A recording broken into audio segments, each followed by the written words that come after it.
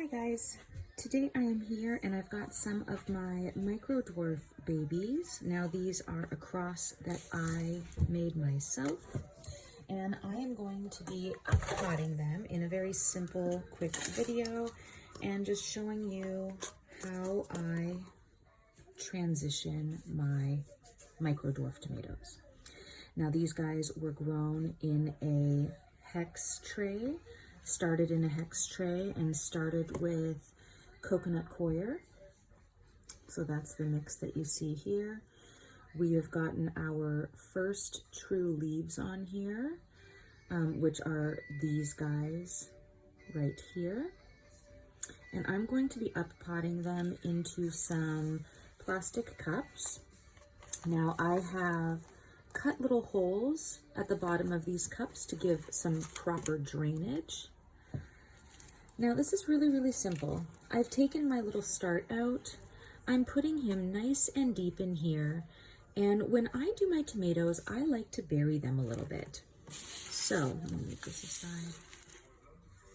So I'm gonna hold this upright down here. I'm gonna slowly add my soil mix in here. It's my own little custom mix for today. I kind of played around with some things. It's got some raised bed potting soil in it.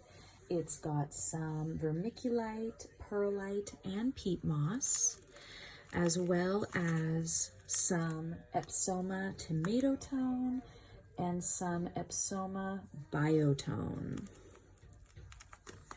Now I'm filling this up until we hit the leaves. I don't want the leaves to be touching the soil, okay? I want the plant to be floating above the soil there, but I'm bringing it up pretty close to those leaves. I'm also gonna pinch off these little guys for now. Now, up until the brim here, as this little guy grows, I'm going to continue adding soil or dirt into here until my bottom leaves reach the base of, or the top of this cup, and then I'll obviously stop because I'll be overflowing otherwise.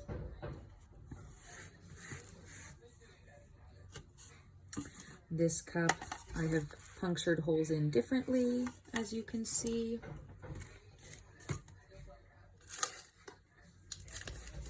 Add a little bit of my soil mix to the base of the cup.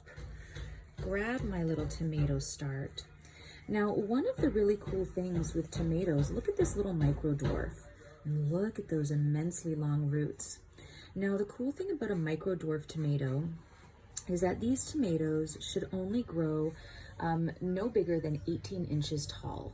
They will stay pretty miniature. They are great for balconies, indoor spaces, small spaces, container growing. This is a cross that I made. So this is an F3. But the reason that I'm burying these deep, kind of up until about here, is there are fine little hairs along the tomato stem here. You can see the dirt's kind of stuck to it. Now, if these little hairs come in contact with soil and moisture, little roots will start to grow from them.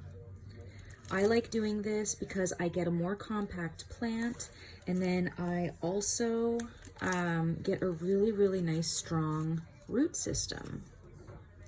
I also plant these kind of deep, as you can see, in the cup. And this way, as the plant grows and as the plant reaches the top here, I continuously add soil in, pinching off the lower leaves to help it grow a really nice, strong root system.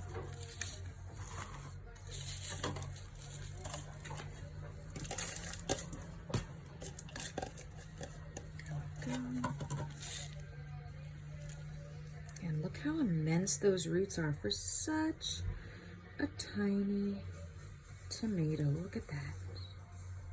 Isn't that crazy? I'm gonna plop that in there, stand it nice and tall. And again, we're just filling in with the mix.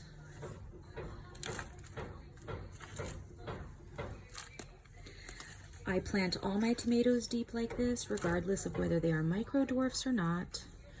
I like to get a really established, nice root system going, and I find that I get stronger, healthier, better plants from starting them deep like this and almost up to those bottom leaves.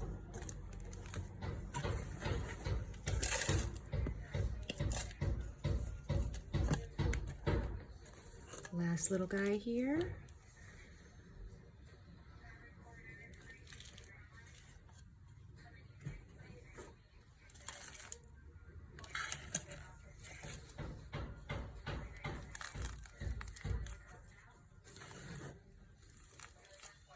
You can see I've also got some leca in there. This is kind of it was a container that had a lot of kind of miscellaneous stuff in it, and I just kind of created my own little potting soil so I didn't have to run and grab some.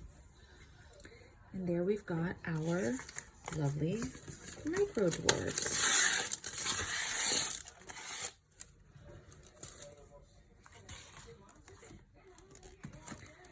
Again, a great little tomato for patio growing, compact growing, container growing. You want to grow something on your windowsill or maybe during the off season. Micro dwarfs are great varieties to try. This particular variety is my own cross. It is unnamed currently because I am currently trying to stabilize it, but hopefully we will have something soon. You can always check out my social media at Pacific Northwest Heirloom Seed and click follow. I appreciate you guys watching.